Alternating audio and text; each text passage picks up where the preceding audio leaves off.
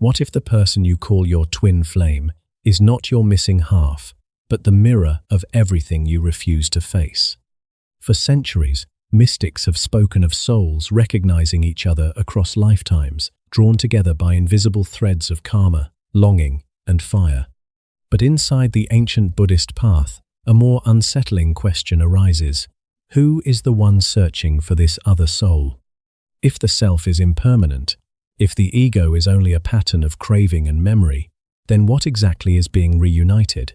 And what if the deepest love story begins by losing the I completely?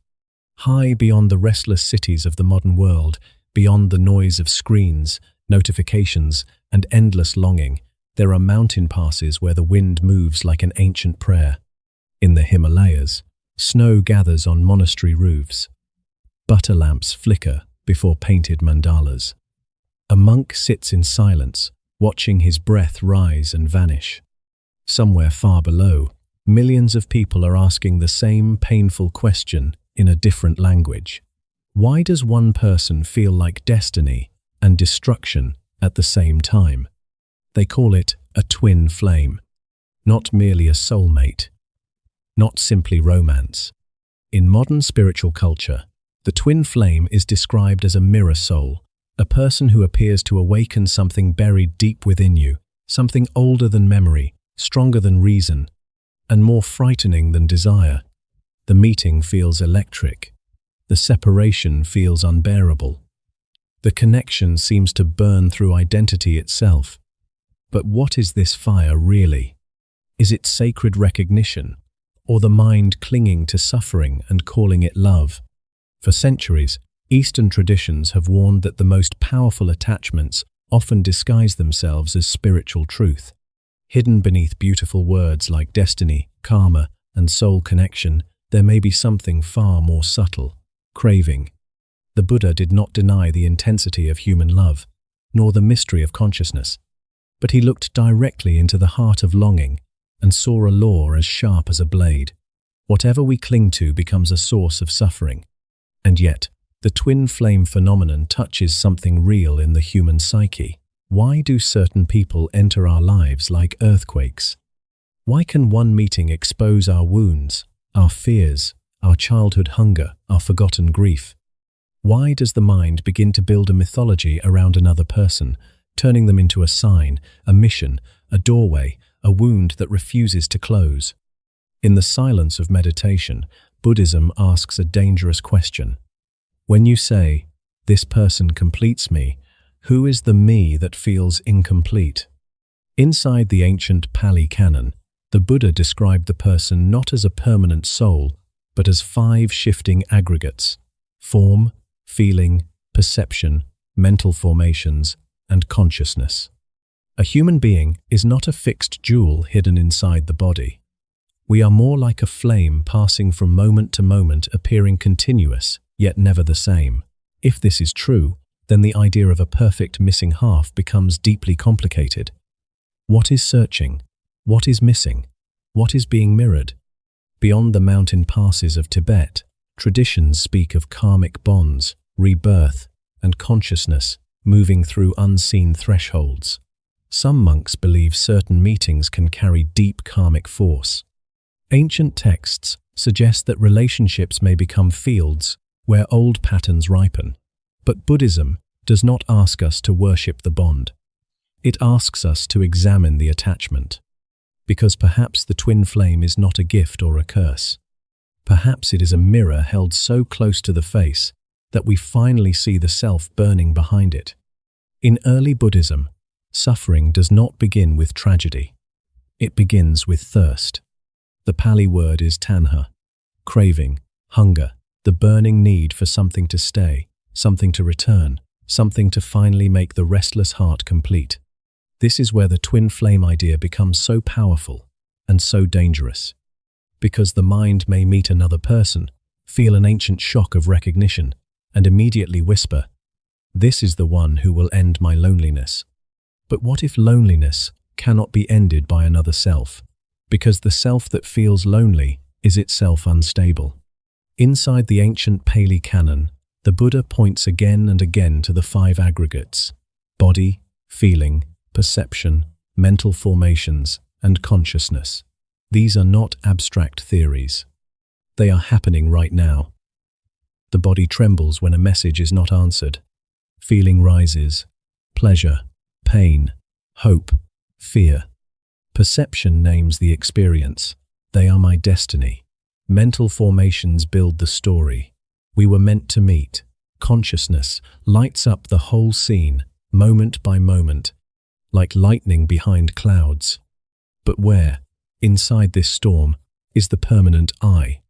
The Buddha saw something far more terrifying than heartbreak. He saw that we suffer because we mistake movement for identity. A feeling arises, and we say, "This is me." A memory returns, and we say, "This is my truth." Desire appears, and we call it sacred. Yet feelings pass. Memories change. Desire transforms. The person we cannot live without today may become a stranger in the mind tomorrow. So what was eternal? What was illusion? What was the flame? In the silence of meditation, this becomes painfully clear. Watch the breath. One inhale appears, then disappears. One thought appears, then disappears.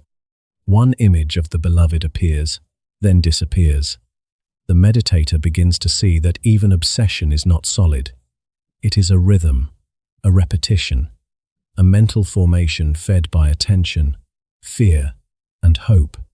But if it is not solid, why does it feel stronger than reason? Because karma is not only past life mystery. In Buddhist thought, karma also means intentional patterns. Every act of clinging plants a seed. Every repeated fantasy deepens a groove. Every wound we refuse to understand seeks a face to attach itself to. Could a twin flame experience be a karmic mirror? Perhaps, but Buddhism would ask, does this mirror lead to wisdom, compassion, and freedom, or does it lead to more craving, confusion, and pain? This is the blade hidden inside the teaching of impermanence. Nothing can be possessed, not even love. Nothing can be frozen, not even recognition. If the bond is real, it must still change. If the pain is intense, it must still pass.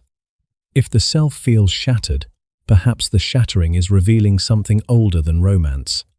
A deeper door now opens. What if the flame was never about finding another soul, but seeing through the illusion of your own? And in that seeing, the path becomes both more frightening and more liberating than love.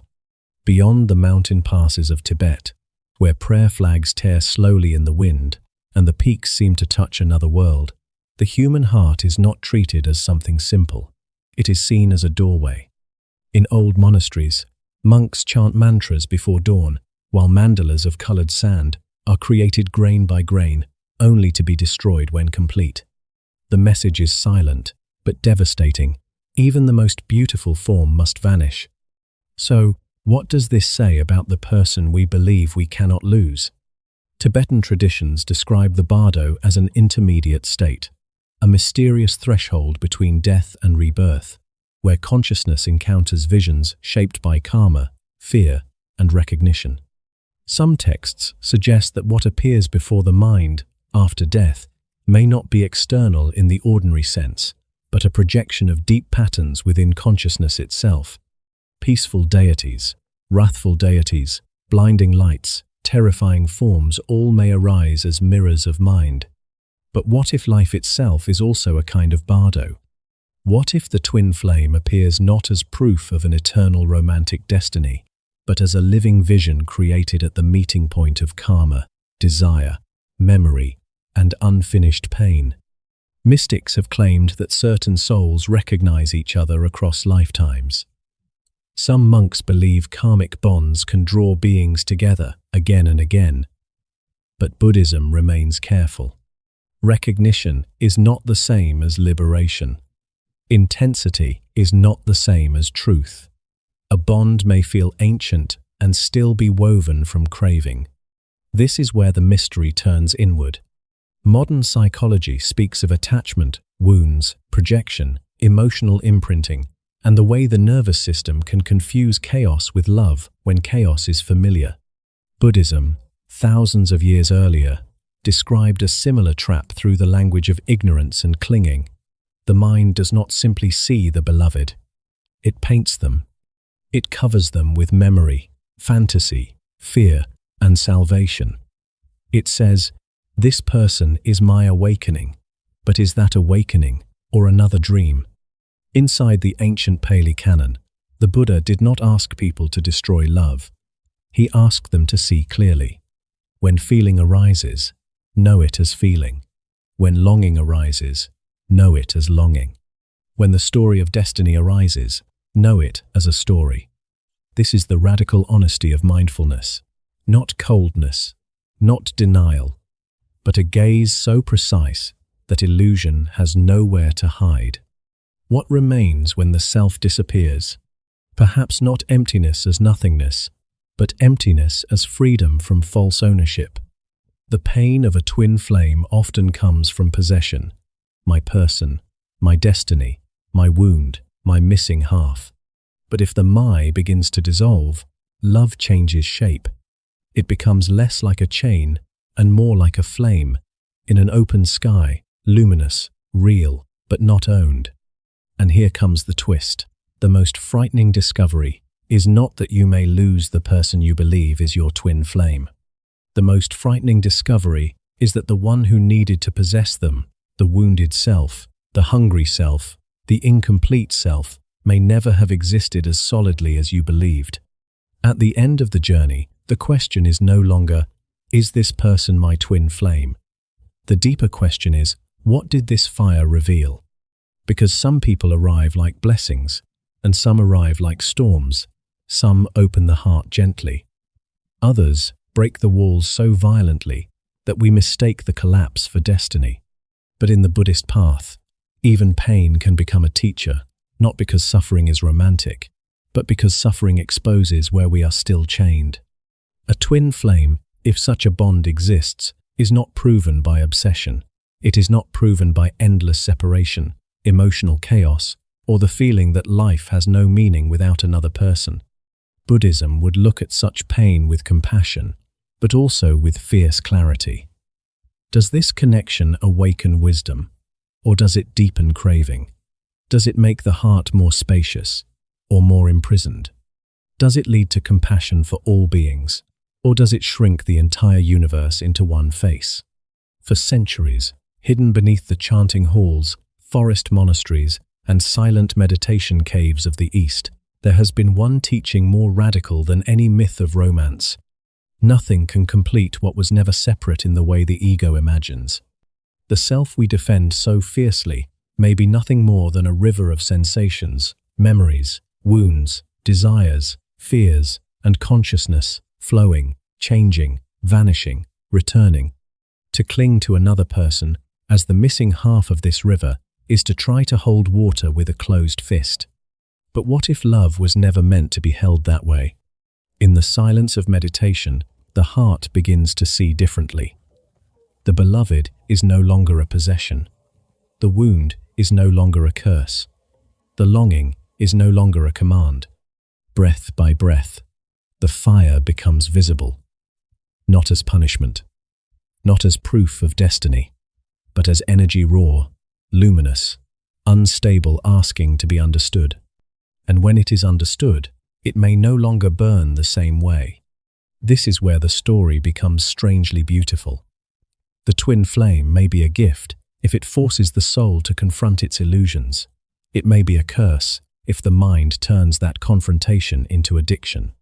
It may be both, depending on whether we worship the mirror or awaken from what it reflects, because the mirror is not the destination. The pain is not the shrine. The other person is not the final truth. What remains when the self disappears? Perhaps a love without possession, a grief without hatred, a longing without slavery, a silence wide enough to hold both union and separation. This is not the cold emptiness the ego fears. It is the vastness the awakened heart begins to recognize. So if someone has entered your life like a sacred fire, do not ask only whether they were sent to complete you. Ask what burned. Ask what survived. Ask what was never truly yours to begin with. And in that final silence, perhaps the deepest truth is this: the flame was never meant to prove that two souls were one, but to reveal that the self searching for its other half was only smoke rising into the sky.